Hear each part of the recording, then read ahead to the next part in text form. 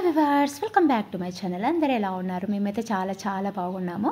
Video అయితే చాలామంది చూస్తున్నారు కానీ వీడియో లైక్ చేయట్లేదు, సబ్స్క్రైబ్ చేయట్లేదు. ప్లీజ్ వీడియో లైక్ చేసి సబ్స్క్రైబ్ చేయండి. లైక్ చేయడం వల్ల వీడియో చాలామందికి అయితే రీచ్ అవుతుంది. వీళ్ళంతా ఇక్కడ ఏం చేస్తున్నారు అని అయితే అనుకుంటా ఉన్నారా? ఇక్కడ వచ్చేసి మేము పుట్లూరు మారమ్మని అయితే చేస్తూ ఉన్నాం. మేము కాదు, మా నాన్న వాళ్ళు 2 years బ్యాక్ అనుకున్నారంటే పుట్లూరు మారమ్మని చేయాలని చెప్పేసి. బట్ ఇంతవరకు అయితే వాళ్ళకి వీలు కుదరలేదు, చేయలేదు. మా తమ్ముడు మ్యారేజ్ అయిపోయిన తర్వాతే చేయాలి అనుకున్నారు. మా తమ్ముడు మ్యారేజ్ అయితే సక్సెస్ఫుల్గా కంప్లీట్ అయిపోయింది. అందుకోసం అని చెప్పేసి మేమందరం బెంగళూరు నుంచి ఇంటికి వెళ్ళిన తర్వాత మీరందరూ కూడా వచ్చేసారు కదా, చేసేద్దాము, అందరం కలిసినాం కదా ఒక చోట అని చెప్పేసి అయితే ప్రాసెస్ అయితే స్టార్ట్ చేసేసాము. ఇక్కడ పుట్లూరు మారమ్మ అంటే కృష్ణగిరి మండలం, కర్నూలు డిస్టిక్ వస్తుంది. మా ఊరికి చాలా దగ్గరలో ఉంటుంది. ఇక్కడ వచ్చేసి మేమైతే స్టార్ట్ చేసేసాము. ఫస్ట్ పుట్లూరు మారమ్మ చేయడానికి అయితే చాలామంది అమ్మవారి దగ్గర యాటలు ఏమైనా చేసినా కానీ అవి తీసుకొచ్చి ఇంటి దగ్గరకు తీసుకొచ్చి వండుకుంటారు కదా. బట్ ఇక్కడ అలా కాదు. మనం ఏదన్నా ఈవెన్ గ్రాసరీస్తో సహా అక్కడే వదిలేసి రావాలి. ఏది కూడా మనం ఇంటికి తెచ్చుకోకూడదు, తినే వస్తువులు. మేమైతే అందుకే తగ్గట్టు గ్రాసరీస్ అయితే తీసుకెళ్ళాము. ఎంతమంది వస్తున్నారు అన్నీ లెక్క పెట్టుకొని. అయినా మిగిలిపోయినట్టు అక్కడ మనం ఇచ్చేసి వచ్చామనుకో, అక్కడ వీక్లీ మంగళవారం రోజు వచ్చేసి అన్నదానం చేస్తారంట. ఆ టైంలో మనం ఇచ్చిన గ్రాసరీస్ కూడా వేసేసి కుక్ చేసేస్తారు. ఇలా అయితే మేము తీసుకెళ్ళిపోయాము. అక్కడ ఏది ఫుడ్ మనం కుక్ చేసినది మిగిలినా కానీ ఇంటికి తీసుకొచ్చుకోకూడదు. చాలామంది ఎక్కడైనా వండుకున్నా మిగిలిపోయిందంటే ఇంటికి తీసుకెళ్ళేసి తింటూ ఉంటారు కదా. బట్ ఇక్కడైతే ఏది మిగిలినా అక్కడ ఎవరికైనా వదిలేసి ఎవరికైనా ఇచ్చేసి వెళ్ళిపోవాలి. అన్నదానం అలా చేసేసేయాలి. గ్రాసరీస్ మిగిలిపోతే అక్కడ ఇచ్చేసేయాలి. అది ప్రాసెస్. యాక్చువల్లీ మా వాడికి అది చాలా ఎగ్జైట్మెంట్ ఎక్కువైపోయింది. ఎప్పుడెప్పుడు చేస్తారు అని చెప్పేసి. ఇక్కడ వచ్చేసి ఇంటి దగ్గర నుంచి దేవుని చేస్తున్నా అని చెప్పేసి అందరు బియ్యం పాలు తీసుకొచ్చారు. ఫస్ట్ అమ్మవారికి పరమాన్నం వండుతారు. పరమాన్నంతో పూజ చేసుకున్న తర్వాత మనం ఏదైతే నాన్ వెజ్ చేయాలనుకుంటున్నామో అది చేసేస్తారు. ఇక్కడ పరమాన్నం చేసేటప్పుడైతే అందరం ఇంటి దగ్గర నుంచి తెచ్చుకున్న బియ్యం బ్యాల్ అయితే కలుపుతూ ఉన్నారు. అందరి నైవేద్యము, అందరం తెచ్చిన బియ్యం బ్యాల్ అనేటివి అమ్మవారికి అందుతుంది కదా అని చెప్పేసి అందరం కలిపైతే పరమాన్నం అయితే చేస్తున్నాము కుండలోన. ఇక్కడ చాలామంది అనుకుంటూ ఉంటారు, నా మెంటాలిటీ ఏంటంటే ఏదైనా కానీ అకేషన్ ఫెస్టివల్ మన వాళ్ళది జరుగుతుందంటే అలా దూరిపోతూ ఉంటాను. ఎవరు ఇచ్చే అని చెప్పాల్సిన అవసరం లేదు. అన్నీ మీన్ తీసుకొని చేసేస్తూ ఉంటాను. మా హస్బెండ్ అంటూ ఉన్నారు, నేను అన్నీ మీన్ తీసుకొని చేస్తూ ఉంటే అంతా ఒకదానివే మీన్ తీసుకుంటావు, ఒక్కొక్కరికి పని అప్పచెప్పు అని చెప్పేసి అని అంటూ ఉన్నారు. బట్ అక్కడ ఎవరి సిచ్యువేషన్ తగ్గట్టు వాళ్ళు బిజీ అయిపోయారు.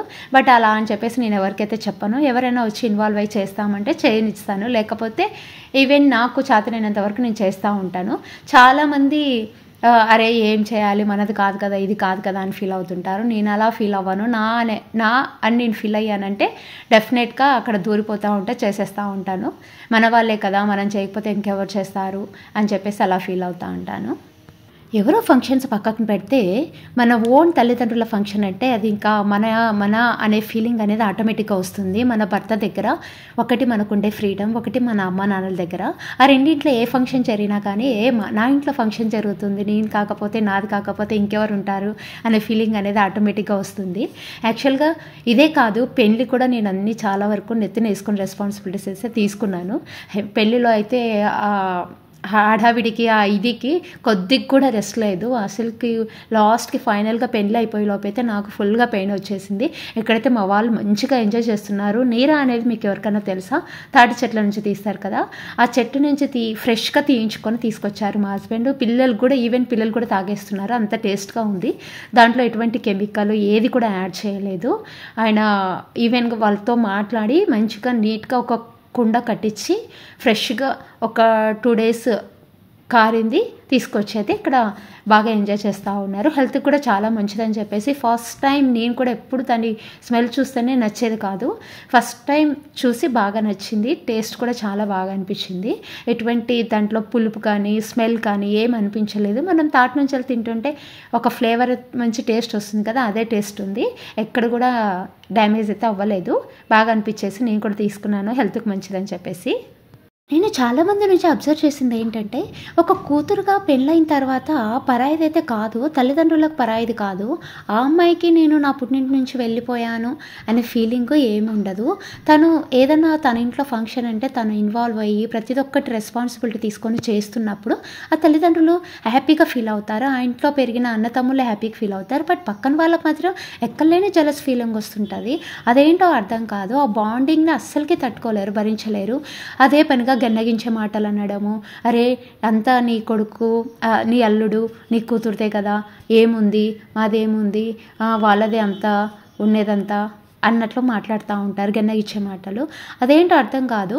అవును ఉంటే ఉండని, కూతురే కదా, ఇంట్లో పుట్టింది, సొంత కూతురు, రెస్పాన్సిబిలిటీస్ ఇచ్చింటారు. బట్ దానికెందుకు మీకు అందరికీ బాధపడతారు, అదైతే అర్థమే కాదు. వీళ్ళందరూ ఇంట్లో వాళ్ళు పరాయి వాళ్ళని అయితే చేసి చూడరు, బట్ బయట వాళ్ళకి మాత్రం ఎక్కలేని జలస్ ఫీలింగ్, పరాయి వాళ్ళని చేసి చూస్తుంటారు. వన్స్ పెళ్ళి అయిపోయిందంటే ఇంకా పరాయి వాళ్ళం అయిపోతామా? అట్లేం లేదు కదా. యాక్చువల్గా ఈ విషయం ఏమి పర్టికులర్గా ఒకరిని మెన్షన్ చేసే అందదు కాదు. ఇట్లాంటి విషయాలు చాలామంది బంధువుల నోటి నుంచి, చాలామంది నోటి నుంచి వింటూ ఉంటాము. చాలా బాధగా అనిపిస్తుంటుంది. వాళ్ళ ఇంట్లో ఆడపిల్లలు ఉన్నారు కదా, వాళ్ళ ఇంటి ఆడపిల్లకి అదేవిధంగా రెస్పెక్ట్ ఇచ్చుకుంటారు కదా, పక్క వాళ్ళ కాటుకు వచ్చేసరికి ఎందుకు సందు తీసుకొని మరీ అనాలని చూస్తారు అనేసి చాలా బాధగా అనిపిస్తుంటుంది. ఫైనల్గా అయితే ఇక్కడ మేము పరిమాణం అయితే కుండలో ప్రిపేర్ చేసేసాము. పరిమాణంలో వచ్చేసి అందరు తీసుకొచ్చిన బియ్యం కలిపేసి కొద్దిగా బెల్లము, పాలు, నెయ్యి వేసేసి అయితే ప్రిపేర్ చేసేసాము. ప్రిపేర్ చేసేసిన తర్వాత ఈ విధంగా సున్నం పూసేసి బొట్లు పెట్టేసి పూలతోని అండ్ కంకణంతో అలంకరించాము. ఇక్కడ కంకణాలు కూడా ఒక 5 మంది అయితే కట్టుకోవాలని చెప్పేసి ఇంటి వాళ్ళు ఎవరైతే చేస్తున్నారో అనేది చెప్పారు. ఇక్కడ ఫైనల్గా అయితే అమ్మవారు కూడా కంకణం అయితే కట్టేసాము, రెడీ చేసేసి. ఈ పానం కుండ వచ్చేసి నేను అత్తమ్మ అయితే ప్రిపేర్ చేశాము. యాక్చువల్గా కొత్త పెళ్లి కూతురుతో చేయించాలి అనేసి అయితే అనుకున్నాను. బట్ ఆ అమ్మాయి కొత్తగా వచ్చింది కదా, ఇంకా ఒకటి తెలుసు ఒకటి తెలియదులే సర్లే అని చెప్పేసి అయితే ఇంకా మేమైతే ప్రిపేర్ చేసేసాము. ఇక్కడ ఫైనల్గా ప్రిపరేషన్స్ అయిపోయాయి. ఇక్కడ దేవుడి దగ్గరికి అయితే అమ్మవారి దగ్గరికి వెళ్ళడానికి అయితే ఇంకా రెడీ అవుతున్నాము. అందరూ ఒక్కొక్కరు ఓలాగా కోడితో అయితే ఆటలు ఆడుకుంటున్నారు. యాక్చువల్గా ఈ ఆటలు అయితే కోయట్లేదు, ఓన్లీ పుంజు తీసుకొచ్చి చేయాలనుకున్నారు నాన్న వాళ్ళు సింపుల్గా. బట్ మాకు ఇంటి దేవుడైతే కాదు, కొన్నిసార్లు కొన్ని చోట్ల అనుకుంటుంటాం కదా, అట్లా అనుకున్న మొక్కుబడిని తీర్చుకోవాలని చెప్పేసి అయితే చేస్తున్నాము. ఇక్కడ వచ్చేసి ఇంకా దానికైతే మంచిగా స్నానం అయితే చేపించేసి వాటర్ తాపిస్తూ ఉన్నారు మా తమ్ముడు, మా అల్లుడు వచ్చేసి. ఇక్కడ పుంజుకు స్నానం చేయించి వాటర్ తాపేసే లోపు అది పాపం భయంగా ఉంది, దగ్గరికైతే ముడుచుకుపోయింది. అరే నా పరిస్థితి ఏంటిరా అని చెప్పేసి ఆలోచిస్తూ ఉంది. పాపం అనిపించింది నాకు. ఇక్కడ అమ్మవారి దగ్గరికి వెళ్ళేటప్పుడైతే పసుపు కూడా పూసుకున్నాము. అందరికీ మా తమ్ముడు భార్య వాళ్ళ మమ్మీ వచ్చేసి అంది కాళ్ళకి పసుపు రాసింది. ఇక్కడ మా హస్బెండ్ మాత్రం మంచిగా నాకేమీ సంబంధం లేదు అన్నట్లు బాగా ఎంజాయ్ చేస్తూ ఉన్నారు చెట్టు కింద పడుకొని. ఎక్కడికి వెళ్ళినా కానీ ఎంజాయ్మెంట్ కోరుకుంటారు. ప్రశాంతంగా లైఫ్ని ఏ విధంగా డీల్ చేయాలనేది మా హస్బెండ్ నుంచి నేర్చుకోవాలి. ఇక్కడ మా బుడ్డి పాప, మా బావ కూతురు అయితే మంచిగా పడుకుంది, రెస్ట్ తీసుకుంటుంది. ఇంకా ఇక్కడ వచ్చేసి యాపాకు మండలు అయితే తీసేసుకున్నారు. యాపాకు మండలు కూడా తీసుకొని వెళ్తారు కదా అమ్మవారి కంటే. ఈ విధంగా అయితే అమ్మవారి దగ్గరికి వెళ్ళడానికి కుండ, బోనం అంటారు కదా, బోనము, అదేవిధంగా వేపు మండలు అన్నీ అయితే రెడీ చేసుకున్నాము. మా అమ్మ మా నాన్న అయితే కంకణాలు కట్టుకుంటున్నారు. మా అమ్మ మా నాన్నలకు ఏదైనా టాస్క్ ఇవ్వాలి, వాళ్ళు చేసే కామెడీకి పిచ్చ నవ్వు వచ్చేస్తూ ఉంటుంది. ఇక్కడ కొత్త పెళ్లి కొడుకు కొత్త పెళ్లి కూతురు కూడా కంకణాలు కట్టుకుంటూ ఉన్నారు. ఏదో ఇద్దరు ముచ్చట్లు వేసుకుంటా కామెడీలు చేస్తూ ఉంది మా తమ్ముడి మీద. ఈ విధంగా అయితే కంకణాలు అయితే కట్టేసుకున్నారు. ఇంకా మళ్ళీ అక్కడ పూజ అయిపోయిన తర్వాత నాన్ వెజ్ ప్రిపేర్ చేయడానికైతే అక్కడ ప్రిపరేషన్స్ అయితే జరుగుతూ ఉన్నాయి. ఆనియన్స్ అవి ఇవి అయితే కట్ చేసేస్తూ ఉన్నారు. ఎందుకంటే వచ్చిన తర్వాత ఆకలి అవుతుంది కదా, మళ్ళీ లేట్ అయిపోతుంది. ఇలా కొన్ని ప్రిపరేషన్స్ ముందరనే చేసేసుకుంటే త్వరగా వచ్చేసాక ఫుడ్ ప్రిపేర్ చేసుకోవడం ఫాస్ట్గా అయిపోతుంది కదా అని చెప్పేసి అయితే ఈ విధంగా ముందే ఆనియన్స్, టమోటాస్ ఏవేవైతే ముందుగానే ప్రిపేర్ చేసుకోవచ్చు అవన్నీ అయితే కట్ చేసి అయితే పెట్టుకుంటూ ఉన్నారు. ఇక్కడ వీళ్ళిద్దరిని చూస్తూ ఉంటే మళ్ళీ నన్ను నేను చూసుకున్నట్టుగా ఉంది. ఆ అమ్మాయిని చూస్తూ ఉంటే ఒక చిన్న ఏజ్, తెలియని ఏజ్లో పెళ్లి చేసుకుంటాం, ఒకరింటికి వెళ్ళిపోతాము, ఏది తెలియదు, ఒకటి తెలియదు, ఒకటి తెలుస్తుంది, తెలియక చేసిన దాటికి కూడా చాలా మాటలు అనిపించుకుంటాము కదా అనేసి కొన్నిసార్లు అలా ఫీలింగ్ వచ్చేస్తూ ఉంటుంది. అందుకే అమ్మాయిని చూసినప్పుడల్లా ఏది నేను మిస్ అయ్యానో తను ఎప్పుడు మిస్ అవ్వకూడదు, కొన్ని విషయాల్లో ఎటువంటి రిస్ట్రిక్షన్స్ ఏవి ఉండకూడదు, మంచిగా ఉండాలి అనేసి అనుకుంటూ ఉంటాము ఏదైనా కానీ. ఇక్కడ వచ్చేసి అందరూ ఇంకా రెడీ అయిపోయి బాణం కుండ అయితే అమ్మకైతే ఎత్తుతూ ఉన్నారు. ఇక్కడ బాణం కుండ ఎత్తేటప్పుడైతే ఎవరైతే చేస్తున్నారో ఆ ఇంటి వాళ్ళే ఎత్తాలి అనేసి అయితే కొందరు అన్నారు. బట్ కొందరు వచ్చేసి అట్లేం లేదు, ఎవరైనా ఎత్తవచ్చు అనేసి అయితే అని అన్నారు. బట్ నా దృష్టిలో అయితే వాళ్ళు ఎత్తాలి వీళ్ళు ఎత్తాలి అనేది నాకు ఏమీ ఉండదు. మంచి మనసుతో ఎత్తితే ఏదైనా మంచి జరుగుతుంది అనేది నా ఒపీనియన్. ఇది నువ్వే చేయాలి, ఇది మనమే చేయాలి, ఇది మనం చేయకూడదు, ఇది మనది కాదు అనే ఫీలింగ్ అయితే నాకు ఎప్పుడూ ఉండదు. ఫైనల్గా అయితే అమ్మవారి దగ్గర బోనంకుండ అయితే తీసుకెళ్ళిపోతున్నాము. చాలామందిని చూస్తుంటాను అమ్మవార్లను చేసేటప్పుడు అమ్మవారు చేరుకోవడము, వాళ్ళు అమ్మవారు చేరుకున్నప్పుడు నిజాలే చెప్తారు, మనకి ఏదైనా సమస్య ఉన్నా కానీ చెప్తారు అనేసి అయితే చాలామంది వెళ్ళి మరీ అడుగుతూ ఉంటారు. ఇలా ఉంది నాకు సమస్య, దీనికి పరిష్కారం ఏంటి అని చెప్పేసి. ఇది ఎంతవరకు నిజమో అబద్ధమో అనేది అయితే నాకు ఎప్పుడు క్వశ్చన్ బ్యాంక్గానే ఉంటుంది. నాకే కాదు చాలామందికి అలా ఫీలింగ్ అయితే ఉండింటుంది డెఫినెట్గా. బట్ దేవుడు ఉన్నాడని మాత్రం 100కి 200% నమ్ముతా. బట్ కానీ దేవుడు మనుషుల్లోకి వస్తాడా అనేది మాత్రము చాలా డౌట్గా ఉంటుంది.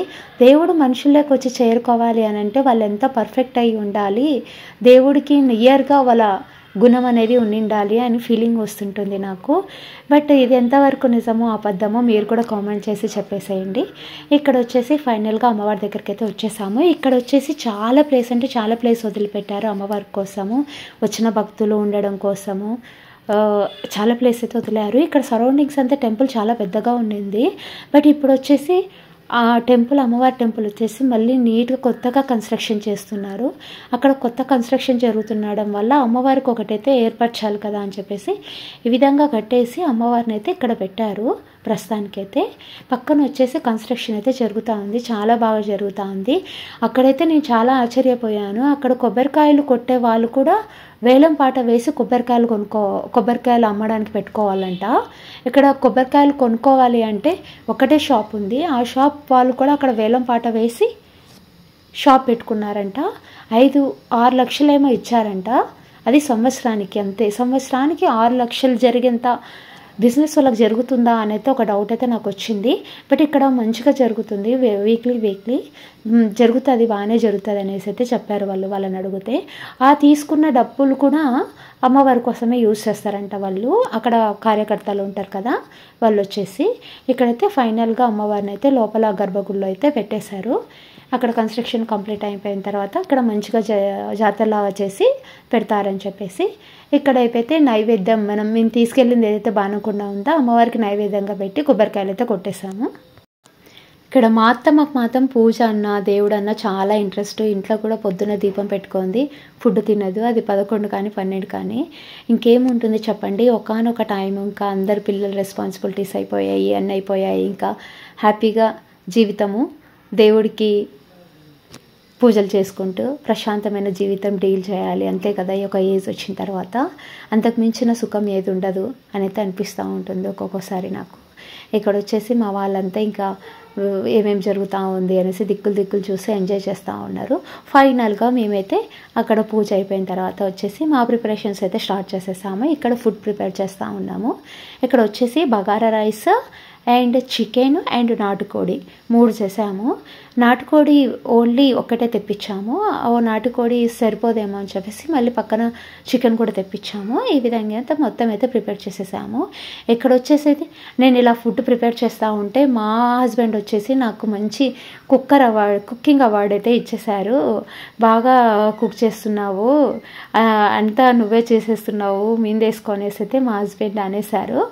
నాకేం అనిపించలేదు ఆ ఫీలింగ్. నా వాళ్ళ కోసం నేను కష్టపడితే తప్పేంటి, నువ్వే ఫీల్ అయిపోతున్నావు నా గురించి అని అంటే, యాజ్ ఎ హస్బెండ్గా ఇంతమంది ఉన్నప్పుడు అందరూ ప్రశాంతంగా ఉన్నప్పుడు ఇంత కష్టపడుతుంటే నాకు బాధ అనిపించదా, అందుకోసం అన్నాను. అందరూ కొద్ది రెస్పాన్సిబిలిటీస్ తీసుకొని చేస్తే బాగుంటుంది కదా అనేసి అయితే అని అన్నారు. బట్ అక్కడ ఎవరు హెల్త్ ఇష్యూస్తో కొందరు చిన్నపిల్లలు ఉన్నారు, కొందరు ఏజ్ అయిపోయిన వాళ్ళు, ఇంక ఇక్కడ అమ్మ నేను కొత్తగా పెళ్ళైంది కదా అమ్మాయి వాళ్ళ అమ్మ చేస్తూ ఉన్నాము.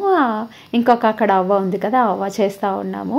ఇంకా మనది అని మనం రెస్పాన్సిబిలిటీస్ వేసుకున్నప్పుడు ఎవరు చేసినా చేయకపోయినా మనం ఏదైతే అనుకున్నామో దాన్ని ముగించేసేయాలన్నది నా పాలసీ. ఈ నాన్ వెజ్ ఏదైతే ఉందో నాటుకోడి, దాన్ని ఉడికించడంలో నాకు పెద్ద టాస్క్ అనిపించేసింది. ఎన్ని వాటర్ వేసి బాయిల్ చేసినా కానీ బాయిల్ అవ్వలేదు. అరే కుక్కర్ తెచ్చుకొని ఉండాల్సింది, బాగా బాయిల్ అయ్యేదేమో అని అనిపించింది. బట్ కుకింగ్ చేసిన తర్వాత కొందరు అన్నారు కొద్దిగా స్ప్రైట్ వేసి ఉడికిచ్చిందంటే త్వరగా ఉడికిపోయేది అని చెప్పేసి అయితే అన్నారు. లేట్గా అమృతం ఆలస్యం అన్నట్లా అయిపోయిన తర్వాత చెప్తే ఏంది వస్తుంది, ముందే చెప్పాలి కదా, చెప్పినింటే ఇంత కష్టపడేదాన్ని కాదు కదా, వేసేదాన్ని, నేను ఎప్పుడైతే వినలేదు అనేసి అయితే అనేసాను. ఇక్కడ వచ్చేసి ఇంకా చికెను, నాటుకోడి, పలావ్, బగారా రైస్ అయితే చేసేసుకొని ప్రశాంతంగా అయితే తినేసాము. తిన్న తర్వాత అయితే మంచిగా రెస్ట్ తీసుకున్నాము. చాలాసేపు రెస్ట్ తీసుకున్న తర్వాత ఫైనల్గా మేము ఇంటికి వెళ్ళే టైంకి అయితే ఫుల్గా వర్షం పడింది. ఎంత అంటే చాలా ఇంకా వడగళ్ళు పడతాయి చెడ, అంత వర్షం. మేము కారులో వెళ్తుంటే కూడా మాకు ఏమీ కనిపించట్లేదు, అంత రైనీగా అనిపిస్తూ ఉంది. ప్రశాంతంగా అయితే ఫ్యామిలీతో మంచి టైం స్పెండ్ చేసామని చెప్పొచ్చు. ఫ్యామిలీతో టైం స్పెండ్ చేయడానికి ఇలా దేవుళ్ళే చేయాల్సిన పని లేకుండా అప్పుడప్పుడు గెట్ టుగెదర్ పెట్టుకుంటే బాగుంటుంది కదా అనిపించింది. Thanks for watching. బాయ్.